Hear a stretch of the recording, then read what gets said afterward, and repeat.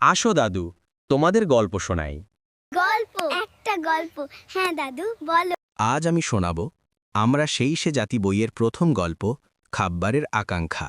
ইসলাম গ্রহণের ক্ষেত্রে ৫-৬ জনের পরই তার স্থান হবে। তিনি একজন মহিলার কৃতদাস ছিলেন।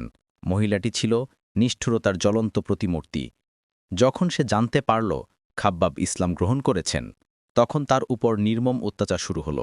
অধিকাংশ সময় তাকে নগ্ন দেহে তপ্ত বালুর উপর শুয়ে রাখা হতো, যার ফলে তার কোমরের গোশত গলে পড়ে গিয়েছিল। ওই নিষ্ঠুর রমণী মাঝে মাঝে লোহা গরম করে তার মাথায় দাগ দিত।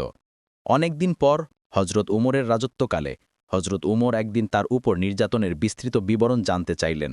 খাব্বাব তখন বললেন, আমার কোমর দেখুন। হজরত উমর কোমর দেখে আটকে উঠে বললেন, এমন কোমর তো কোথাও দেখিনি। উত্তরে খাব্বাব খলিফাকে জানালেন, আমাকে জ্বলন্ত অঙ্গারের উপর শুইয়ে চেপে ধরে রাখা হতো, ফলে আমার চর্বি ও রক্তে আগুন নিভে যেত।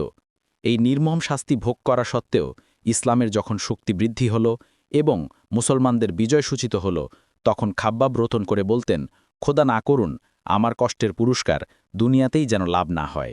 মাত্র ৩৬ বছর বয়সে হজরত খাব্বাবের মৃত্যু হয় এবং সাহাবাদের মধ্যে সর্বপ্রথম তিনি কুবায় কবরস্থ হন। তার মৃত্যুর পর হজরত আলী একদিন তার কবরের পাশ দিয়ে যাবার সময় বলেছিলেন, আল্লাহ খাব্বাবের উপর রহম করুন। তিনি নিজের খুশিতেই মুসলিম হয়েছিলেন, নিজ খুশিতেই হিজরত করেছিলেন। তিনি সমস্ত জীবন জেহাদে কাটিয়ে দিয়েছিলেন এবং অশেষ নির্যাতন ভোগ করেছিলেন।